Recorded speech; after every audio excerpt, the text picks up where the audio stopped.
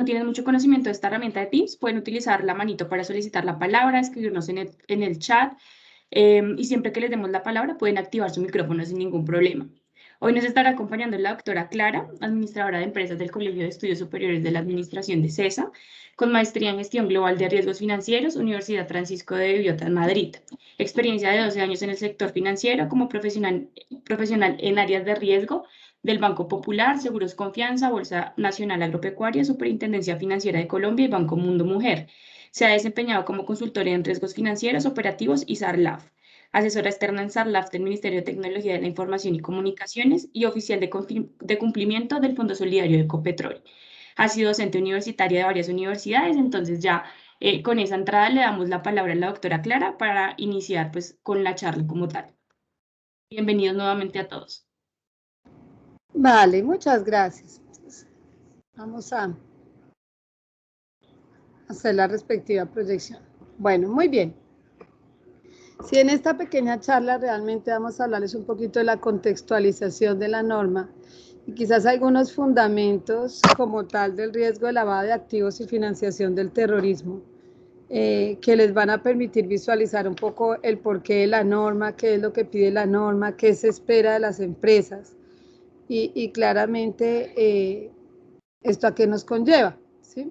Entonces vamos a hablar de norma, fundamentos, vamos a hablar de la posibilidad que dentro de la norma se dio la tercerización del área o el oficial de cumplimiento y del cierre. Muy bien. Entonces lo importante, primero para que todos conozcan, es que hay un marco normativo de la Superintendencia de Sociedades, ¿sí? Que hoy se encuentra definido como el capítulo 10 de la circular jurídica.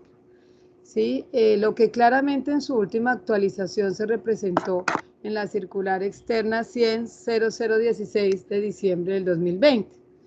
En esta circular básicamente se hablaba, ¿sí?, de que las empresas que cumpliesen ciertas características en términos de ingresos o en términos de activos o quizás por cierto tipo de actividades especiales debían entrar a implementar lo que se conoció como el SAGRILAFT, es decir, un sistema de administración de riesgos que básicamente permita gestionar el riesgo de lavado de activos, financiación del terrorismo y financiación de la producción de armas de destrucción masiva, ¿sí? Claramente este marco normativo definía, ¿sí?, que empresas que tengan ingresos totales o activos superiores a 40.000 salarios mínimos legales vigentes a corte de 31 de diciembre del año anterior estarían obligados a gestionar, digamos, a implementar este sistema, ¿sí? También se dijo que empresas de ciertos sectores como agentes inmobiliarios, sector de servicios jurídicos, comercialización de metales preciosos, servicios contables, construcción, con ingresos totales o superiores a 30.000 salarios mínimos mensuales legales vigentes les iba a aplicar. También todos los que guardan relación con servicios de activos virtuales, que a 31 de diciembre del año inmediatamente anterior hubiesen tenido ingresos totales o superiores a 3.000 salarios mínimos mensuales legales vigentes, o activos iguales o superiores a 5.000 salarios mínimos mensuales vigentes. Y sectores que quizás por su tipo de actividad pueden estar un poco expuestos al riesgo de lavado, ¿sí? Y son especiales y sobre ellos simplemente se define por el tipo de actividad, como son los operadores de libranza, ¿sí?, pero operadores de libranza vigilados por la Superintendencia de Sociedades, sociedades que llevan a cabo actividades de mercado multinivel, sociedades que realizan actividades factoring, siempre y cuando se cumpla que todas sean vigiladas por la Superintendencia de Sociedades. Luego, digamos, de definir como su aplicación en términos de activos e ingresos y tipo de actividad, ¿sí?, el marco normativo de SAGRILAFT tiene unos componentes que son aquellos que uno define para un sistema de administración de riesgos, que hace referencia a, uno, las etapas, el identificar, medir, monitorear y controlar los riesgos asociados al lavado de activos, financiación del terrorismo, financiación de producción de armas de destrucción masiva, ¿sí? Esas etapas definen el qué hacer dentro de este sistema de administración de riesgos. Dos, unos elementos donde hay unas políticas, metodologías, procedimientos que soportan el sistema, capacitación y divulgación.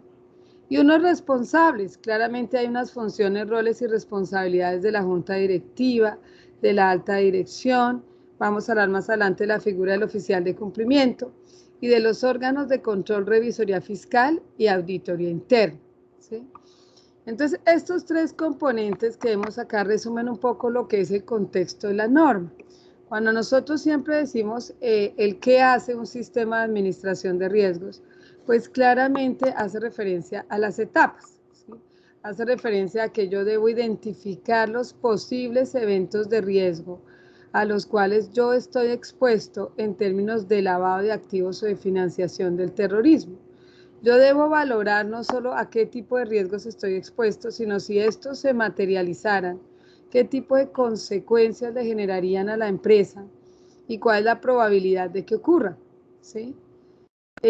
Adicional a ello, debo definir si tengo unos riesgos a los que estoy expuesto y he valorado unas consecuencias, pues ahora debo plantear unos mecanismos de control para prevenir o para detectar estos eventos de riesgo, ¿sí?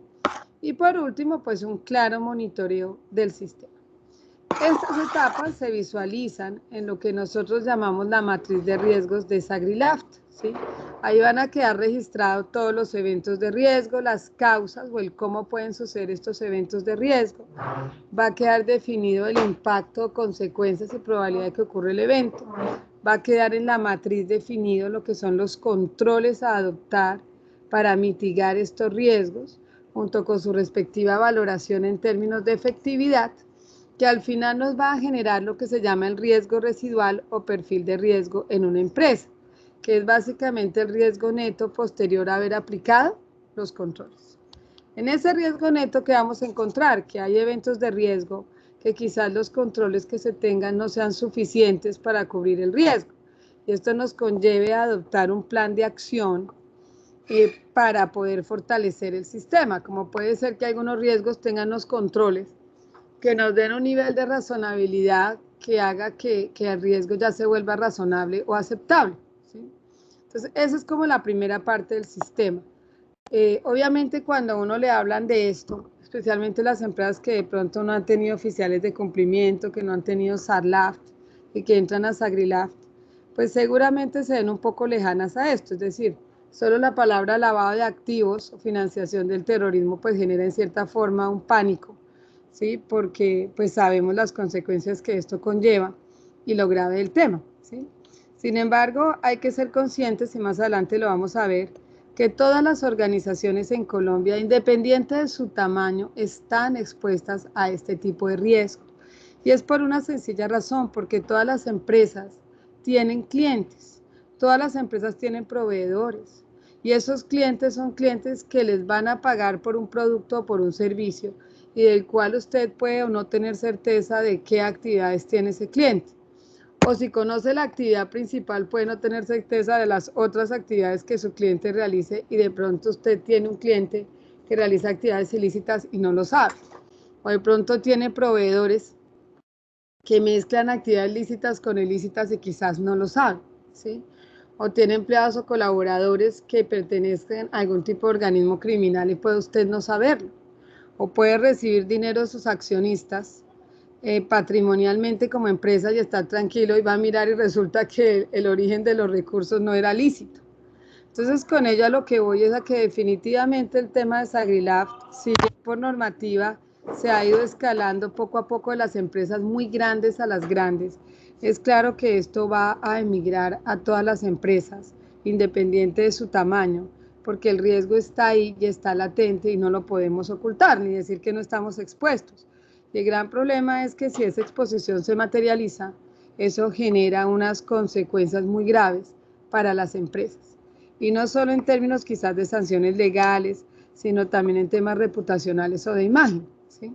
Entonces, de ahí que este sistema sea tan importante de implementar y que se entienda que más allá de un marco normativo, es un riesgo que se tiene y que hay que gestionar, y que yo no puedo cerrar los ojos y decir, ah, no, yo no sabía o yo no sé, sino por el contrario, hay que apostarle a gestionar este riesgo para que las empresas se blinden de que el día de mañana vayan a estar expuestas a un escándalo, de algún tipo de evento de riesgo que algún tipo de cliente o proveedor o colaborador les pueda generar. Bueno, claramente estas etapas, repito, las vamos a evidenciar en lo que llamamos la matriz de riesgos de Sagrilat. Frente a los elementos, claramente al interior de las organizaciones tiene que haber unas directrices frente a cómo se va a gestionar este riesgo, unas políticas que se emanen desde las juntas directivas u órganos de administración frente a cuál es el alcance, el objetivo y lo que se espera de este sistema de administración de riesgos, que claramente va mucho más allá del marco normativo. Yo puedo tener dos tipos de estilos de dirección: empresas que les gusta estar en el hilo de la norma y decir cumpla con lo mínimo y ya, o empresas que de pronto tengan un mayor compromiso y unos mejores gobiernos corporativos y digan, no, realmente este riesgo es importante para nosotros, le vamos a apostar, y quizás no solo por un tema normativo, sino para blindar a la entidad de algo a lo que sabemos que estamos expuestos, ¿sí? Y Colombia pues es un país muy álgido en estos temas, entonces cada vez se contaminan más los sectores, cada vez está más expuesto a esto. Entonces de ahí que la Junta Directiva deba definir unas políticas muy claras frente a lo que va a ser el alcance, los objetivos de este sistema de administración de riesgos, ¿sí? Definiendo no solo políticas, sino también definiendo estructura organizacional, funciones, roles y responsabilidades de las diferentes instancias, definiendo metodologías que permitan soportar la identificación, medición, monitoreo y control, procedimientos que evidencien la aplicación de los controles, porque no es solo un tema de definir controles, sino de colocarlos inmersos en los procesos para que se pueda asegurar, ¿sí?, que ellos van a quedar debidamente documentados y aplicados. Una cultura de riesgos que nace de la aplicación de unos programas de capacitación, ¿sí?, y un concepto de divulgación o de reportes hacia la Junta Directiva o órganos de administración frente al avance de este sistema y qué tan expuesto se está como empresa. Todo ello se visualiza en lo que se llama el manual de Sagrilat y el manual de procedimientos, que claramente deben aprobar, repito, las juntas directivas o los órganos de administración. Y tenemos de terceras unos responsables, ¿sí?, que son las funciones o roles y responsabilidades de las diferentes instancias frente al sistema. Aquí en particular sobre este sistema, cuando uno mira a los responsables, nace una figura que se llama el oficial de cumplimiento. Es una figura nueva en las empresas porque claramente las que no han tenido gestión de este riesgo pues lo desconocen. Pero claramente esta persona, este oficial de cumplimiento, es esa persona profesional, experta en estos temas, que va a apoyar a las empresas en implementar el sistema de administración de riesgos y que también las va a apoyar en lo que es el funcionamiento del sistema, porque esto es un sistema de gestión. Entonces no es un tema solo documental, no es solo que yo tenga una matriz de riesgos o un manual, sino que yo tengo que estar implementando y monitoreando que todo lo que implementé esté funcionando de forma adecuada. Y claramente ahí entra nuestro oficial de cumplimiento. Las juntas directivas no son expertas en estos temas, indudablemente. La alta dirección no es experta en estos temas. Por eso ese oficial de cumplimiento entra a soportar órganos de administración de alta dirección para asegurar que se le dé cumplimiento al marco normativo y a la vez que se soporte a la junta directiva frente a las mejores decisiones que se deben adoptar respecto a la exposición a este riesgo. Entonces, sobre ello y toda la base de la identificación, medición, monitoreo y control del riesgo se basa en entender muy bien qué es un evento de riesgo y cuál es la causa o el generador del evento de riesgo, ¿sí? Claramente uno sí escucha de lavado de activos y financiación del terrorismo, blanqueo de dinero, pero a veces no se tiene claro eso qué es. Entonces ahí es súper importante entender el concepto porque de eso depende los riesgos que yo voy a identificar, ¿sí? Entonces cuando hablamos de lavado de activos, para que todos lo tengan presente, estamos hablando de entrada de dinero a mi empresa producto de actividades ilícitas. Estas actividades ilícitas están claramente definidas en el Código Penal, ¿sí? Y básicamente muchas de ellas hacen referencia ¿sí? Actividades ilícitas que corresponden algunas a temas de delitos contra la administración pública, otras a delitos que podríamos decir guardan mucha relación con narcotráfico, con trata de personas, extorsiones, secuestros, ¿sí? Algunas hoy por hoy hacen referencia a evasión fiscal, ¿sí? Evasión de impuestos, que ya hace unos años se tipificó como un tema de lavado de activos, cuando el monto de la evasión fiscal supera X monto en términos de salarios mínimos. Entonces, digamos que actividades ilícitas están definidas en el código, pero uno puede definir unas contra la administración pública, netamente corrupción de tipo público, especialmente en la contratación con el Estado. Dos, repito, unas que tienen que ver más con la DIAN, como es el caso del contrabando y la evasión fiscal. Otras que tienen que ver con el narcotráfico, la trata de personas, la extorsión, el secuestro, ¿sí? Guardan también, digamos, otro tipo dentro de estas, y todas tipifican delitos nexos de lavado. Cuando nosotros recibimos dinero de clientes y esos clientes se ven inmersos en actividades de este tipo, pues claramente estamos recibiendo dinero producto de actividades ilícitas. Es decir, si yo le vendo a mi cliente un producto o un servicio, claramente él me va a pagar por ese producto o servicio. El problema es que si su actividad principal o secundaria guarda relación con actividades ilícitas, pues yo estaría recibiendo dinero producto de actividades ilícitas, y eso se constituye en un lavado de dinero que tiene unas consecuencias claras para las empresas. Segundo, tener presente que yo no solo recibo dinero, sino bienes. Lo que pasa es que el dinero lo recibo de mis clientes, los bienes los recibo de mis proveedores. Si estos proveedores no les hago el adecuado conocimiento y resulta que los dueños o los accionistas de estos proveedores o la misma empresa tiene actividades lícitas y las mezcla con actividades ilícitas, pues yo claramente le estoy pagando al proveedor por un producto, pero ese señor puede tener mezcla de lícito o ilícito. Entonces yo al pagarle a él por sus bienes, lo que estoy es financiando el terrorismo, ¿sí? Entonces eso también es muy, muy importante, ¿sí? Entonces de ahí que uno hable en lavado de dinero del conocimiento de los clientes y del conocimiento de los proveedores. Conozco a mis clientes porque sobre ellos recibo dinero que tengo que asegurar que proviene de una actividad lícita, pero también sobre los proveedores recibo bienes y tengo que asegurar que esos proveedores realizan actividades lícitas. Por eso se habla del conocimiento del cliente y del conocimiento de los proveedores. Y tengan presente que el lavado de activos es entrada de dinero o de bienes. Cuando hablamos de financiación, ya no hablamos de que me entra dinero, me entran bienes, sino que sale dinero o sale bienes hacia terceros que podrían ser organismos criminales, ¿sí? Entonces el delito mediante el cual, si yo entrego dinero o bienes que son lícitos porque vienen de mi empresa, pero que a ese tercero los va a utilizar para actividades ilícitas, ¿sí? De ahí es que se habla de la financiación del terrorismo. Ejemplo, el pago de un secuestro es financiar el terrorismo. El pago de una vacuna o de una extorsión es claramente financiar el terrorismo, porque yo le estoy dando dinero a un organismo criminal, ¿sí? Entonces ahí entra como el tema de financiación, salida de dinero de bienes míos hacia organismos criminales.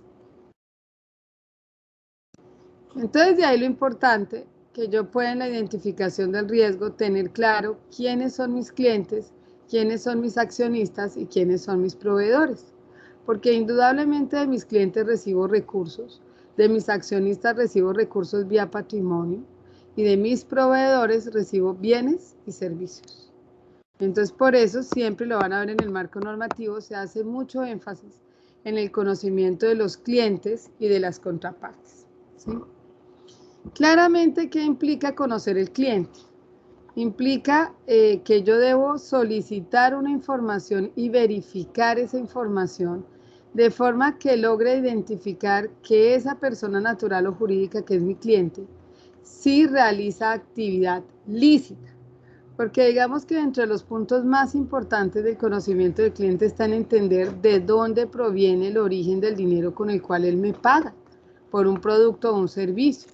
Y mucho de ello guarda relación con poder entender cuál es la actividad económica principal de ese cliente y si tiene otras actividades secundarias. Acuérdense que hoy, sobre todo con la moda de las SaaS, no solo se tiene una actividad principal, sino que se tienen actividades secundarias que claramente también podrían llevarse esas actividades ilícitas, ¿sí? Entonces, indudablemente, es súper importante dentro de toda la información que uno solicita al cliente, la más importante es poder entender las actividades de ese cliente, porque cuando yo entiendo las actividades del cliente, yo entiendo el origen de los recursos, yo entiendo de dónde está saliendo el dinero con el cual me está pagando. Claramente, repito, eso puede implicar que ese cliente, lo vimos con las SaaS, puede tener en 1000 actividades y me toca mirar sus en 1000 actividades, ¿sí? Entonces no va a mirar solo su actividad principal, sino sus actividades secundarias, buscando validar que son lícitas. Adicional a ello, nació un tercer concepto, aparte de la actividad principal o secundaria, que es la que se conoce como el beneficiario final. Y es que un cliente persona natural o un cliente persona jurídica no solo tiene una actividad principal y una actividad secundaria, sino que también esa empresa o esa persona natural podría ser accionista de otra empresa. Y puede ser que esa otra empresa a la vez realice o no realice actividades ilícitas.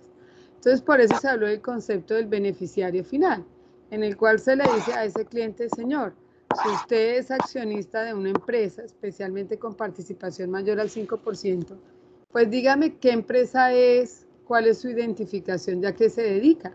¿Por qué? Porque ese cliente también está percibiendo dinero de esa empresa.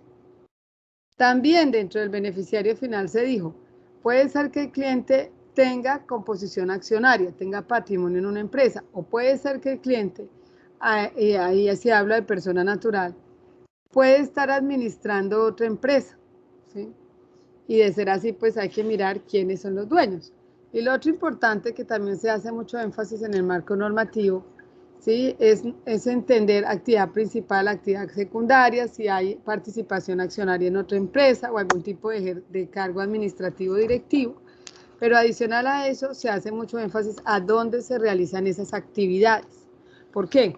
Porque no es lo mismo que un cliente tenga actividades en Bogotá a que un cliente tenga actividades en Venezuela o en Bahamas o en Irán. Entonces, por eso también se habla del concepto de las jurisdicciones. De ahí hay que tener, digamos, mucho énfasis en qué jurisdicciones son de alto riesgo. Adicional a ello se mira quiénes son los PEP, es decir, si mis clientes de alguna forma o sus familiares son PEP, es decir, personas expuestas políticamente, estamos hablando de funcionarios públicos que administran recursos del Estado, ¿sí? Donde puede ser el cliente o un familiar muy cercano el que tenga esa connotación de administración de recursos públicos, pues también ahí se hace mucho énfasis en que esto es en cierta forma una alerta, ¿sí? Porque todos sabemos que Colombia, pues dentro de todos los delitos, no solo tiene narcotráfico, sino que adicional a eso tiene corrupción pública. Aquí la corrupción es muy alta y los delitos de corrupción que se llaman delitos contra la administración pública, especialmente los de contratación pública, pues hoy son parte de los delitos nexos de lavado.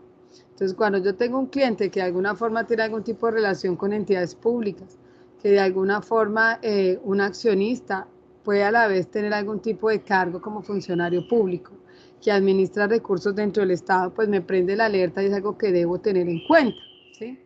Entonces, de ahí que se hace mucho énfasis en el PEP. Y no solo en si hoy lo es, sino si en los últimos 2 años lo ha sido. O si tiene, repito, algún tipo de familiar de primero o segundo grado de consanguinidad que pudiese ser un PEP. ¿Sí? Y eso se mira a los familiares porque puede haber eventos como testaferrato, donde claramente una persona hace el fraude, pero los bienes se los entrega a los familiares, ¿sí? En administración. Entonces, de ahí lo importante de visualizar. Entonces, con base en eso, ese conocimiento del cliente y de los proveedores se dividió realmente en 3 grandes partes. Es algo que tienen que entender.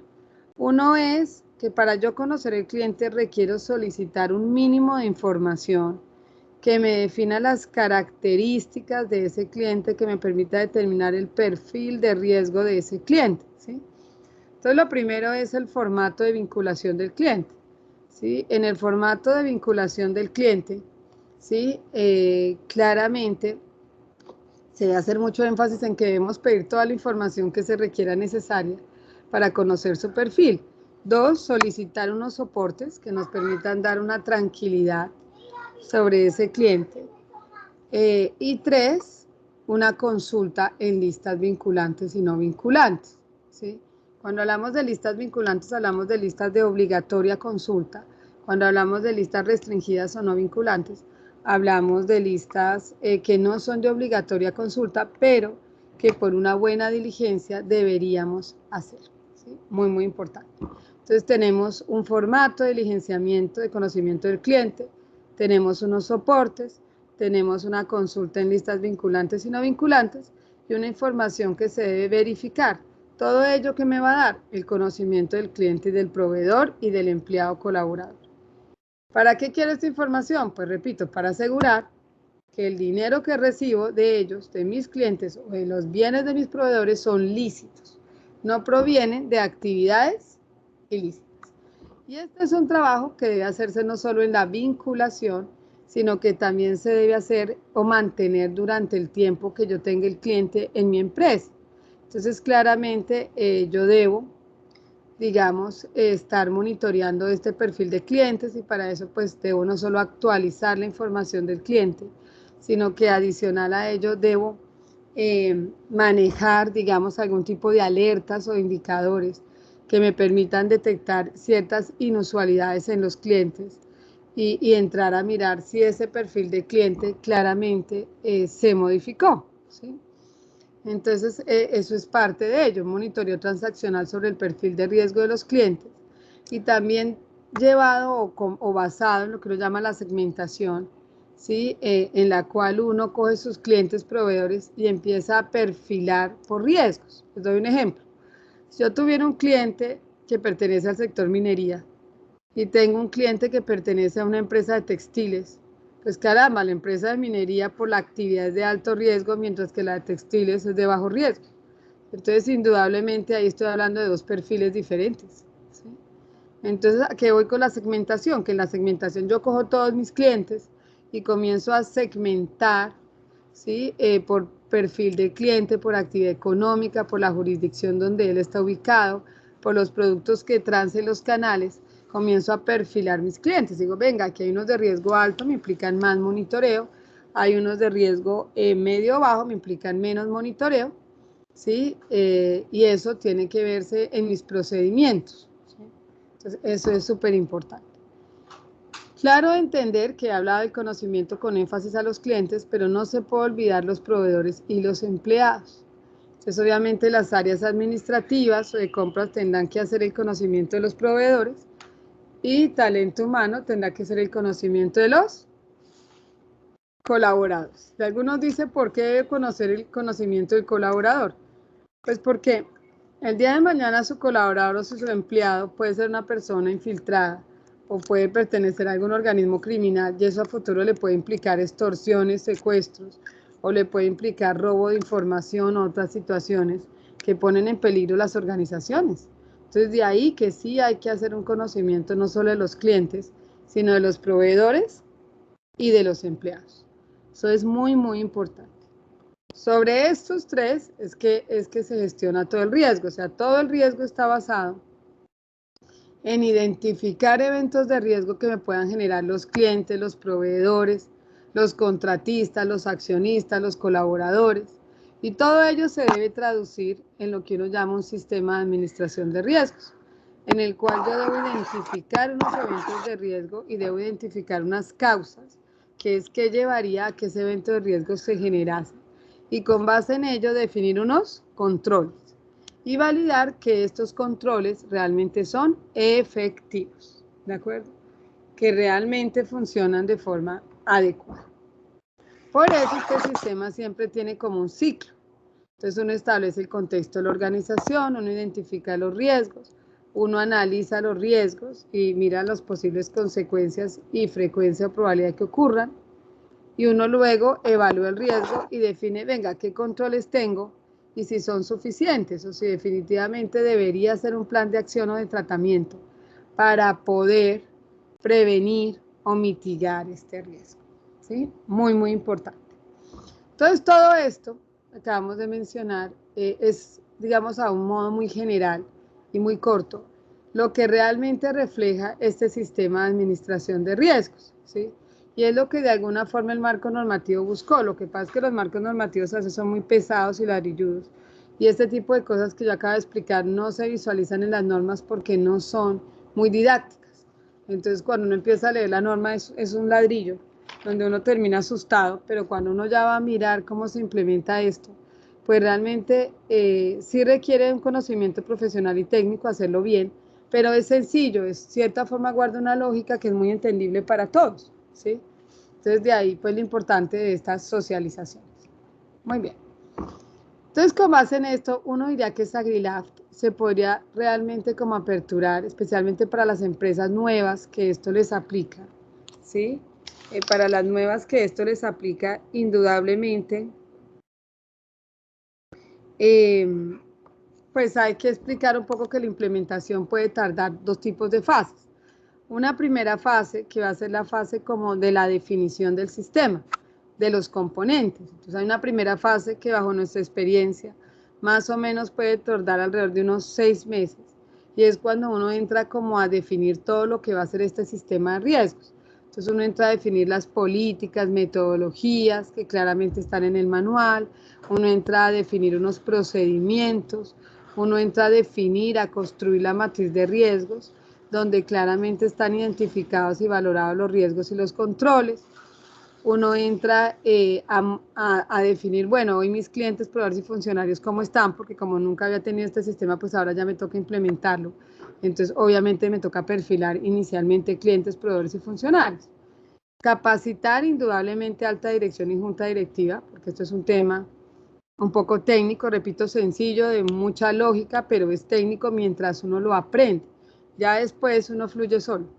Sí, es importante. Entonces, digamos que en la primera etapa está la definición de políticas, metodologías, procedimientos, estructura organizacional y todo lo que es la matriz de riesgos con los riesgos identificados, valorados con sus respectivos controles.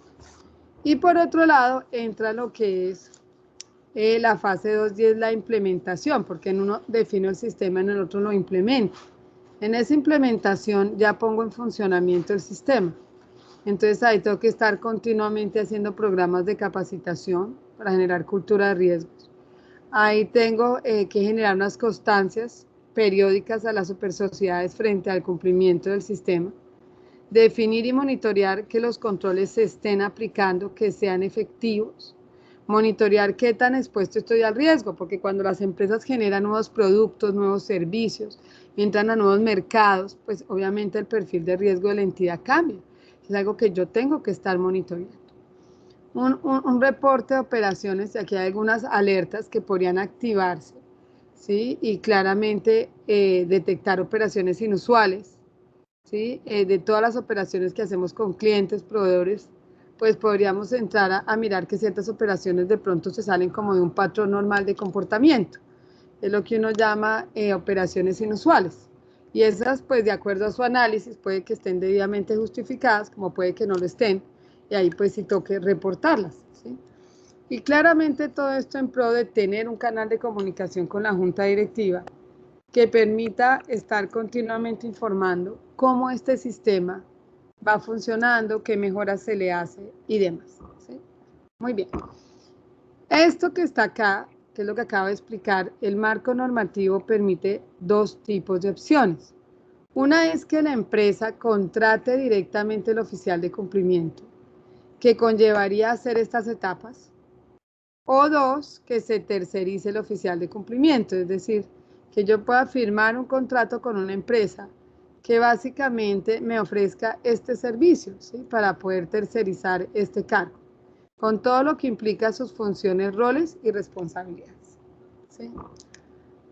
Claramente hay unos requisitos en la norma para ser oficial de cumplimiento, ya sea que lo nombren directamente o ya sea que lo tercericen, ¿sí?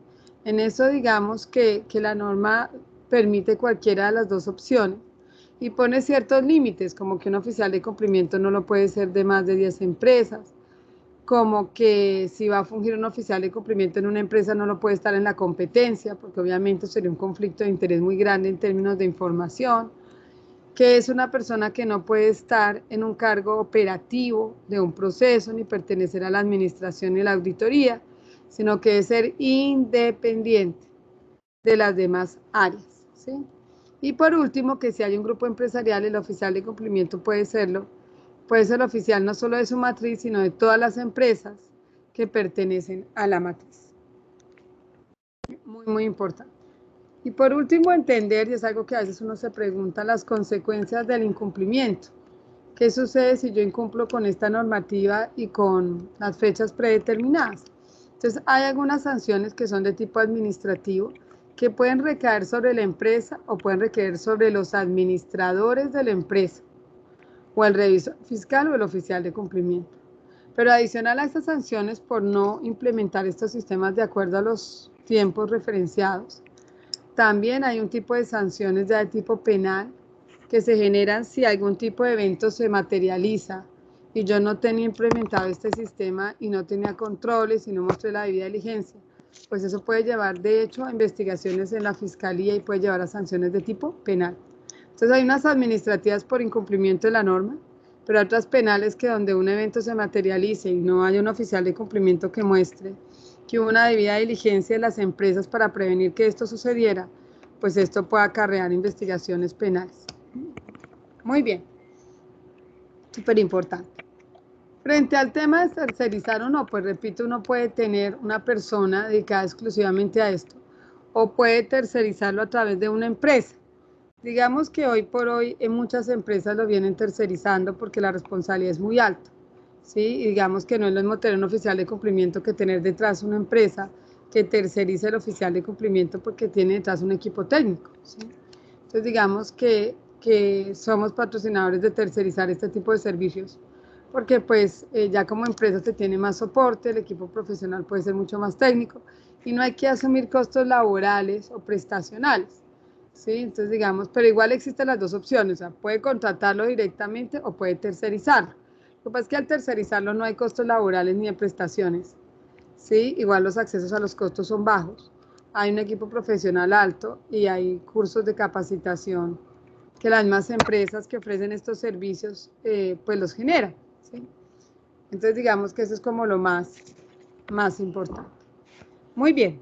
Entonces, eso era lo que queríamos contarles en estos 40 minutos, ¿sí? Frente a lo que es a nivel general el marco normativo de Sagrilaft. No sé si haya, y damos como unos 5 o 10 minutos para dudas, preguntas o inquietudes. Espero igual haya sido muy claro para todos. Sí, mira, acá tenemos una pregunta. Nos dicen, buenos días. ¿Al oficial de cumplimiento suplente le aplican los mismos parámetros que el principal?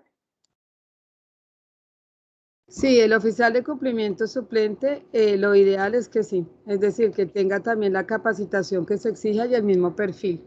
De acuerdo. Lo que sí deben entender, y esto es importante, es que en el marco normativo se habla del oficial de cumplimiento principal y el suplente de alguna forma es un opcional, no es obligatorio, pero si se va a tener el suplente, lo lógico es que cumpla con los mismos requisitos. ¿Por qué? Porque es que el oficial de cumplimiento suplente, ¿por qué nace? Nace es porque si el oficial de cumplimiento principal, por fuerza mayor, no puede ejecutar su función, pues tiene que entrar a hacerlo el suplente. Y si el suplente no sabe de este tema, pues ¿qué va a hacer el suplente? Nada. Entonces, por eso indudablemente, ¿sí? Se busca que cumpla con un perfil, ¿sí? No es que la norma obligue a que cumpla con los mismos requisitos, puede que la norma no lo obligue, pero si uno quiere un sistema de riesgos fuerte y uno sabe que el suplente va a, digamos, a hacer la función del principal, si el principal por fuerza mayor no lo puede hacer, pues lo lógico es que aunque la norma, digamos, explícitamente no lo diga, pues sí debería tener en teoría un perfil muy similar, porque finalmente va a ejecutar unas funciones de unas responsabilidades que son altamente técnicas y que tienen unas consecuencias muy grandes, porque es que el oficial de cumplimiento no solo tiene una responsabilidad grande, sino que él responde con su patrimonio en caso de que él no haga una buena debida diligencia frente al sistema, ¿sí? De hecho, él no solo tiene sanciones patrimoniales, también tiene sanciones penales. Si en un momento dado no hizo una debida diligencia, si en un momento dado expuso a la entidad un evento de lavado porque sencillamente su ejecución no fue la adecuada, podría tener sanciones penales. ¿Sí? Entonces, digamos que el hecho, y repito, de que este suplente termine haciéndolo del principal como una buena práctica es que preferiblemente tuviera el mismo perfil, aunque repito, la norma no lo exige, pero las consecuencias de que ese suplente pase a ser principal sí son las mismas que la del principal. Vale. ¿Alguna otra pregunta?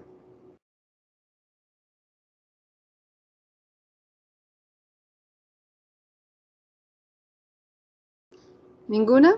Bueno, muy bien. Igual esto queda con la grabación. De todas maneras, cualquier duda, cualquier inquietud la pueden hacer a través de la firma, ¿sí? Estamos muy abiertos a escucharlos, pero sí era bien importante, digamos, esta charla como para que se contextualizaran de una forma mucho más sencilla que la norma, hacia dónde va y qué es lo que se quiere y el porqué de la norma, y sobre todo crear la conciencia de que este es un riesgo latente en todas las empresas y que indudablemente es un sistema que genera un valor agregado mucho más allá de una norma, ¿sí? Y es que nos blinde de que las empresas no vayan a ser utilizadas para eventos de lavado o financiación, porque donde eso sucediese, pues eso implica que la entidad entra a una investigación, eso implica que si la entidad sale en algún tipo de escándalo relacionado con estos clientes, pues sencillamente los bancos le cierran inmediatamente los cupos y todo producto de crédito que tenga.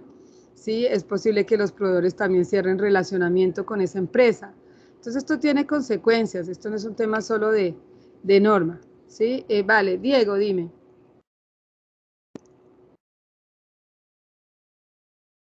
Diego, ¿tú tienes la mano levantada? Sí, doctora, buenos días. Gracias. Nosotros como contadores, en la pyme, el empresario no sé ni quiero saber de, de estos asuntos.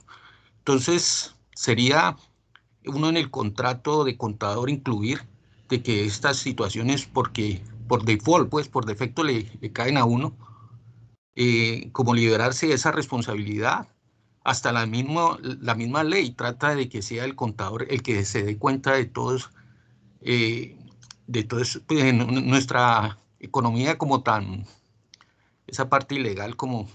Entonces, la misma ley trata de que sea el contador donde caiga la responsabilidad. Gracias, doctora. Hay, Diego, en responsabilidades, digamos que cuando nace el tema de Sagrilaft, de alguna forma ya ese tema de funciones y responsabilidades cambia un poco. ¿Por qué? Porque digamos que hay unas responsabilidades que son propias del oficial de cumplimiento, pero hay otras responsabilidades que son propias de los líderes de los procesos. Entonces, por ejemplo, te doy un ejemplo. Si tú estás en el área contable, pero dentro de tus tareas en los procedimientos está el conocimiento de los proveedores, pues tú sí tendrás una responsabilidad en cuanto a aplicar los controles sobre el conocimiento de los proveedores que el oficial de cumplimiento designe, ¿sí? Así como el área comercial será responsable del conocimiento del cliente con todo lo que su procedimiento y sus controles digan, lo cual también es excesivamente importante. Igual talento humano será el que conozca a los colaboradores. O sea, lo que voy es que ya esa responsabilidad no es tan así como tú mencionas. Realmente hoy con el Sagrilaf cambia un poco. ¿Por qué?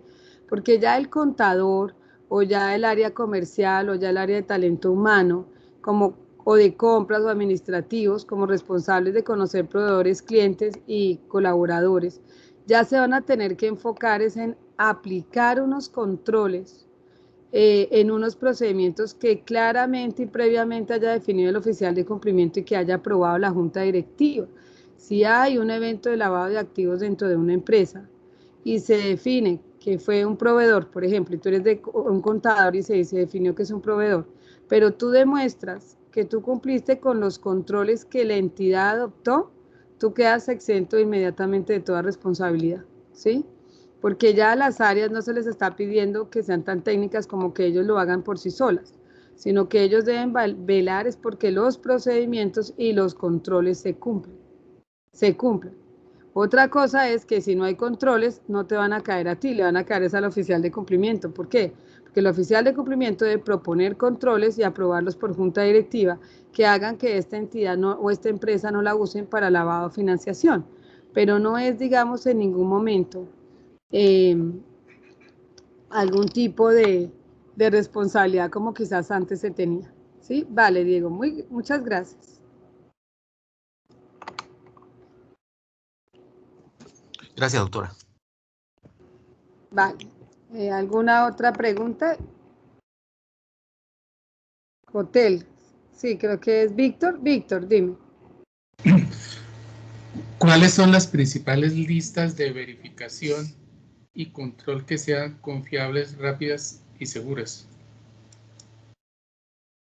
Entonces, mira, digamos que hoy de ley hay algo que se llama listas vinculantes y algo que se llama listas restringidas.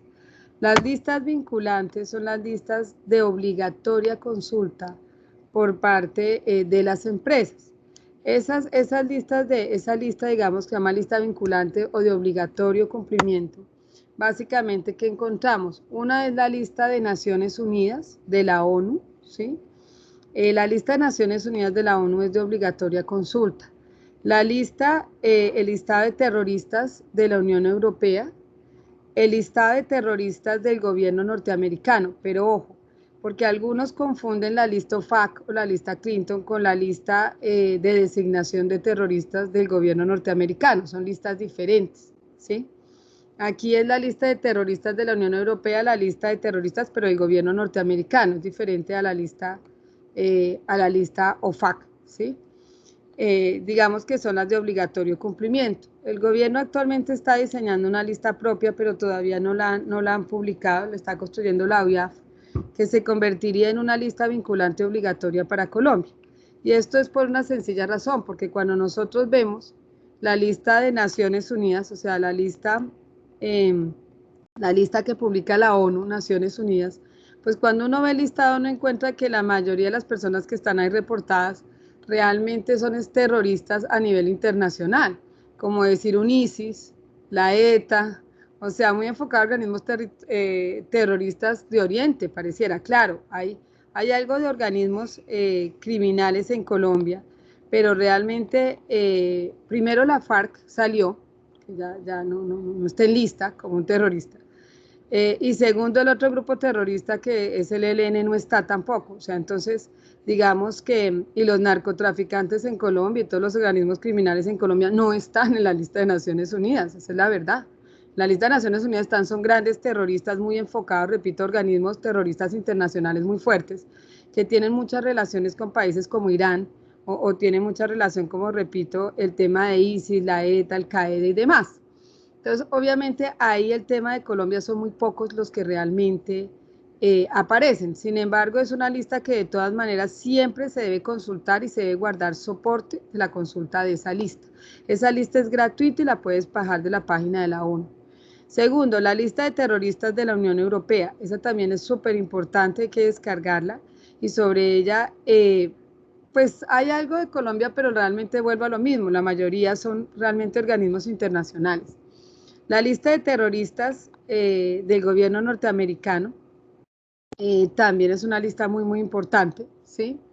Y son como las obligatorias, y como te digo, Colombia, pues a raíz de que sabemos que en esas listas no está realmente el grosor de lo que a Colombia le duele, pues es que te digo que Colombia está diseñando una lista específica que la va a volver vinculante para Colombia, porque claramente no tenemos una específica, y por más que consultemos en estas listas vinculantes, eso no nos está blindando de terminar haciendo negociaciones con organismos criminales, ¿sí? Bueno, es importante entenderlo. ¿Yo qué te recomiendo? Que aparte de estas listas vinculantes que te digo, repites, que la puedes encontrar en Naciones Unidas, en la ONU, la Unión Europea y la de terroristas de Estados Unidos, todas gratuitas, también yo les recomiendo igual ver la OFAC, porque aunque el OFAC no es una lista vinculante, sí es muy importante, porque ahí sí, digamos, guarda más relación dentro del listado terroristas para nosotros como Colombia, ¿sí? Ahí, digamos, sí para personas investigadas por temas de narcotráfico y demás, que sí le aplican más a Colombia. Entonces digamos que el OFAC es muy recomendable. Yo recomiendo mucho también, aparte del OFAC, la DEA, me parece que es súper importante. La DEA no es una lista, la DEA lo que uno tiene son los más buscados de la DEA, ¿sí? Pero ahí es muy interesante porque tú puedes entrar a la página y poner el nombre de la persona y si está ahí reportada aparece inmediatamente, ¿sí? Entonces no es una lista, están los más buscados de la DEA, los más buscados del FBI, pero como te digo, al poner el nombre de la persona sale inmediatamente si está o no está, digamos, dentro de los reportes o los informes de estas entidades. Entonces yo sí recomiendo DEA y recomiendo FBI. Sí, me parece que es muy, muy importante, igual que el OFAC, porque guarda un poco más de relación con Colombia, realmente. ¿Sí? Es las que yo te diría que yo recomendaría. Ahora, hay proveedores de listas externas que les venden no 5, sino 200 listas. Sin embargo, eso en términos de precio no es muy representativo que digamos. Por ejemplo, hay centrales de riesgo como TransUnion y como las más que nos reportan las centrales de riesgo de crédito ofrecen las listas. Entonces está el caso de Experian o TransUnion. Hay otros, por ejemplo, como Inspector de DataLaft. Hay varias que en el mercado se encuentran, que ellos te hacen la consulta, algunas te cobran es por consulta, otras te cobran es una mensualidad, ¿sí? ¿Qué es lo importante? Que lo hagas tú directamente o lo hagas con un tercero la consulta en listas. La clave está en que se consulte al momento de vincular, que cada cierto tiempo se revisen las consultas, porque hoy una persona puede no estar y mañana estarlo, ¿sí? Y que se guarde esa consulta impresa o impresa o digitalizada en el expediente del cliente. Y que lo mismo se haga con los proveedores y con los colaboradores. Así es. Vale, muy bien. Creo que aquí hay alguna otra pregunta o es la misma que se quedó levantada la mano, Víctor.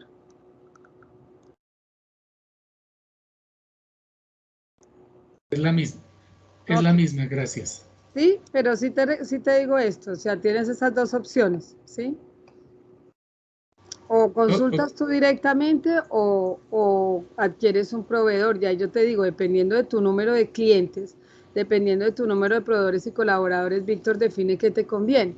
¿Por qué? Si soy una empresa que tengo 3 clientes, ¿para qué voy a contratar una firma que consulte en listas que me cobre una mensualidad de 1 millón de pesos mensuales, cuando se supone que yo puedo consultar 3, 10 o 20 clientes directamente de forma gratuita en las respectivas páginas? No tiene sentido.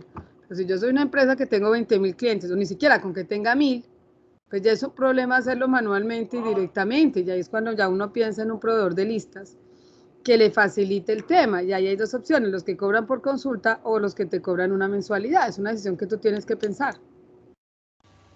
Muchas gracias, muy amable. Vale, muy bien.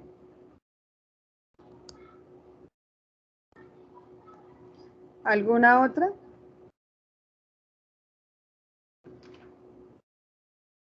Bueno, muy bien. Entonces, si no hay más preguntas, pues agradecerles a todos por su participación. Qué bueno, digamos, que entran a este tema. Digo qué bueno que entran a este tema porque van a ver hacia adelante que, repito, más que una norma, les va a ayudar bastante a sus entidades a blindarlas de ciertos eventos que uno no debería estar expuesto, ¿sí?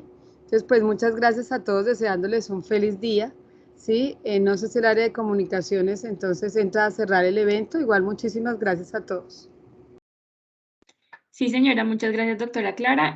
Bueno, para todos, muchas gracias por la participación. En las horas de la tarde les enviaremos la grabación de este espacio, pues para que la puedan ver y la puedan consultar junto con la presentación utilizada en este momento. Entonces, están pendientes de sus correos electrónicos, a los mismos en los que les llegó la invitación, les llegarán las memorias. Muchas gracias de nuevo a todos. Cualquier consulta adicional que tengan, nos la pueden formular por correo electrónico o por medio de nuestra página de internet. Que tengan una feliz tarde y nos vemos en el próximo espacio de formación que daremos pues en los próximos días. Muchas gracias. Buen día, Vale. muchísimas gracias.